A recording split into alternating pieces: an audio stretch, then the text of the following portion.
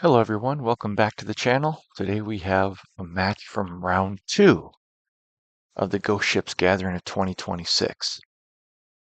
Reminder, this is EC rules. However, Ghost Ship is errata to be a 3/4. I don't think anybody played with Ghost Ship, even though we had these awesome proxies printed out for the event. MG Alters did an amazing job on this thing. This was the first old school event hosted by the Corpus Christi Ghost Ships. And again, round 2, table 1. So we have in this matchup Jason versus Tyson. Jason will be on the left, Tyson on the right. I do not have a photo of Jason's deck list, but it's a Sedge Troll deck with Jazam Jins and a few other fun stuff. I remember that because I played Jason. Oh, and he had Blood Moon main. I do remember that in his deck, but I do not have a deck photo. And then we have Tyson, who is playing the deck. So 4 strip because it's EC rules. Tyson ran all 4 strips with 3 stones, 3 cobs, Urza's glasses, which is awesome. I love that. I love that secret tech there. 5 artifact control main, Time Twister. I don't play Time Twister in the deck, but I know a lot of people do. 1 Abyss main. But the big surprise with this deck is the transformation sideboard. Look at that. Just a ton of creatures. So game 2, you're assuming very little or no creatures. He takes out a bunch of his crap, brings in all these creatures, and then he plays the beatdown. It's a pretty cool idea. Yeah, I don't think I need to say anything else about this deck. All right, let's get ready. Here we go. So Jason on the left, Tyson on the right. I think I sped this at 1.5 times, so hopefully it goes quick, but not too quick. Table 1, round 2. Looks like Tyson's trying to decide if he's going to keep it. By the way, Tyson has a sick playmat. Both these guys have sick playmats. Turn 1, Time Walk. Uh-oh. Turn 2, Hippie? Turn 2, him. Ooh, that's crushing. Jason with a hell of a start here. Is that a land and a soul ring? Oh, wow. Huge, huge him to Turok. Now he strips him. Then he oh, that's game. Because he can Chaos Orb his mana. Jazam. Oh, no. You're on a 3-turn clock, my friend.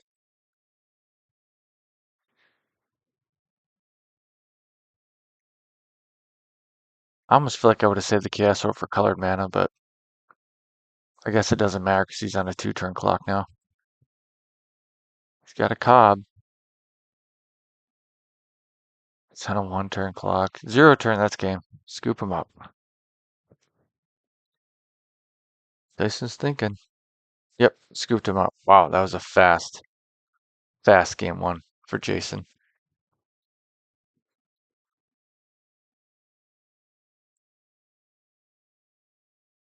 I don't even know what I'd bring. I don't know what Jason has in his sideboard, but keep Blood Moons in and hope you go turn 1 broken again. For Tyson here, looking at his deck,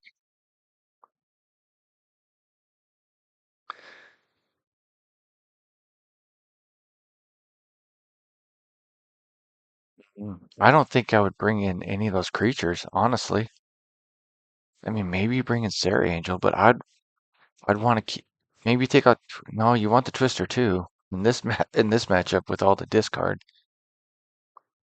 you want the balance. I guess you could take out like Fireball, Urza's glasses.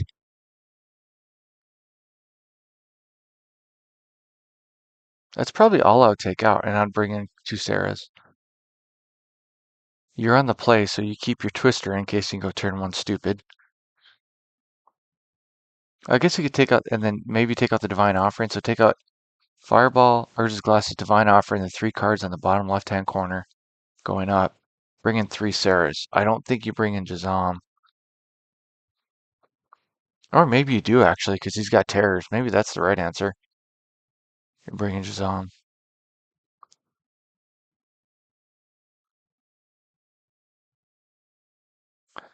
Yeah. Nah, I think I'm gonna go Divine Offering, Urza's Glasses, bringing two Sarahs. You keep that one Abyss in there, just in case. You can always get rid of it later. You need your disenchants for Blood Moons.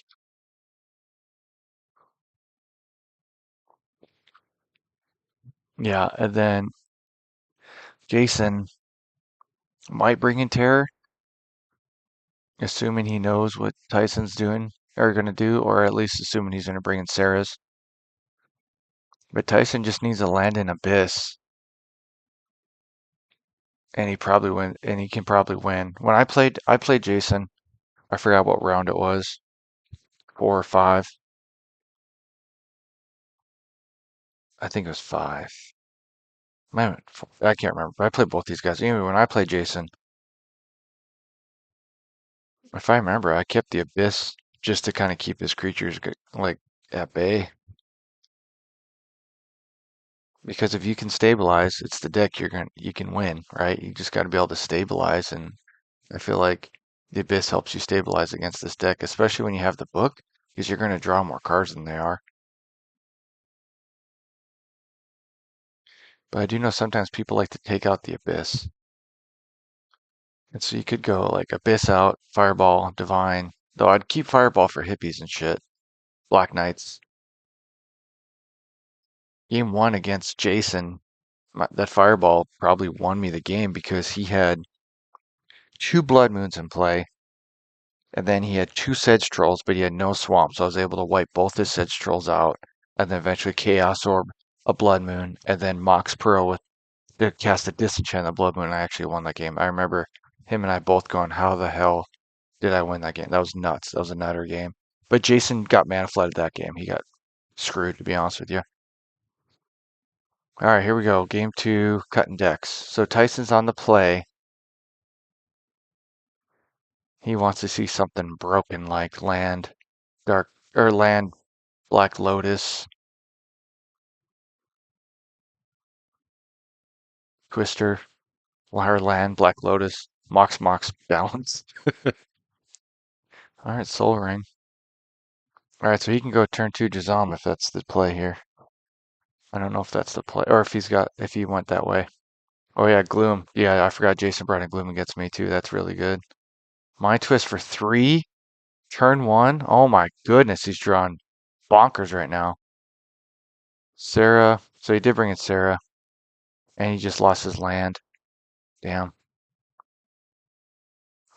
He kept the Tundra in his hand in case he had a strip mine.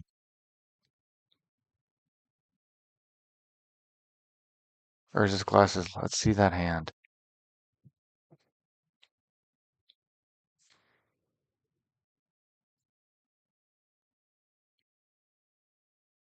Yeah, that Gloom's so good right now.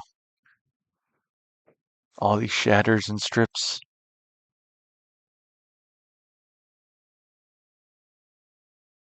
Hippie. Ugh. He needs a white land here. He needs that freaking Tundra he didn't play.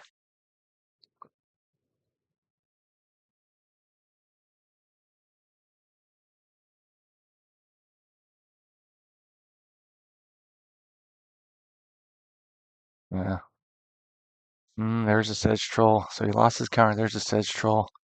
He needs white mana so bad right now.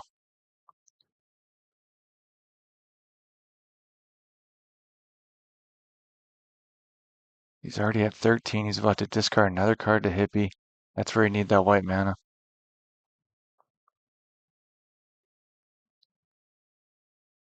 Well, that helps. It doesn't stop Hippie though, so Hippie swings and you discard. You're at 11. I think I would have took out the Urza's Glasses. I don't think it's that important in this kind of matchup. I think Urza's Glasses is really important in a matchup against a control deck, but this mid aggro deck thing, I don't think I would have kept it in. It's down to 7. It's got to find an answer for Hippie. Fireball, that's game, right? Because he can swing 2. No, he's at 5. No, it's not game. He should have swung out. Oh, no, never mind. He's got a factory.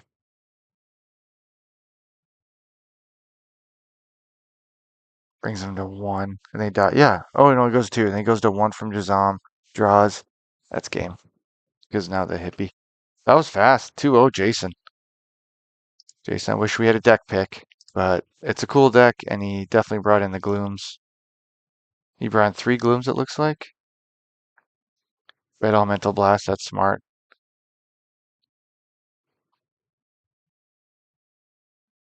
And then now he's hiding the cards he brought in, so we can't tell. Looks like another Red Elemental Blast. I'm not sure what else. And then Tyson brought in. Oh, he did go creature package. I guess that's one way of doing it. That's probably better than doing the Abyss method, I guess. I'm interested to see what he took out. He did bring in all those creatures. Wow.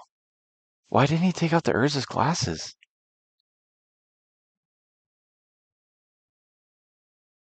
I wonder why he didn't take out the Urza's Glasses. Hindsight, Tyson. I don't know if I would have kept those in. I don't think it's that important.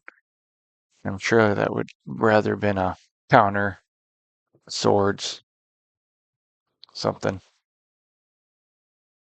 Well, that's it. That was a quick match. Hopefully you guys enjoyed. That was a 10-minute match or an 8-minute match. See you in the next one. Thank you.